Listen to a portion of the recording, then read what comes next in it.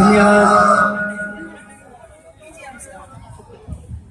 जी हाँ, भाई मोहित राज के द्वारा बहुत ही अनुपम प्रस्तुति दी गई बाबा के श्री चरणों में। तो ऐसा कहा गया है कि बाबा के दरबार में आज कीर्तन की है रात, चंदन चढ़े केसर चढ़े और बाबा हो रही है कृपा की बरसात, बाबा हो रही है कृपा की बरसात। जी हाँ, मारवाड़ की धन्य धरा से मैं अमित पारेख आपके समक्ष ख्वाजा साहब की इस पावन नगरी अजमेर की धन्य धरा, जहाँ के वीर पुत्र पृथ्वीराज चौहान से इतिहास के पन्ने स्वर्णिम अक्षरों में आज भी भरे हुए हैं। शायद जहाँ तक मेरा ज्ञान कहता है कि अजमेर के जैसा नगर शायद हमारे भारतवर्ष में कहीं नहीं, क्योंकि यहाँ की धर्मनिरपेक्षता, यहाँ का सौहार्द, यहाँ का भाईचारा देखने के लिए अत्यंत दुर्लभ है इस धरती पर। क्योंकि एक तरफ पुष्कर राज जो हमारे हिंदुओं के तीर्थों का सिरमौर है,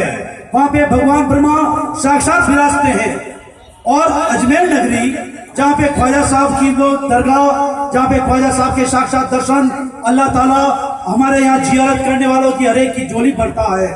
और इसी जगह पर, इसी मंच पर जैसे, और इसी मंच पर, इसी पंडाल में देख सकते हैं एक बार बाबा की जोत जल रही है और दूसरी तरफ ये मजार है।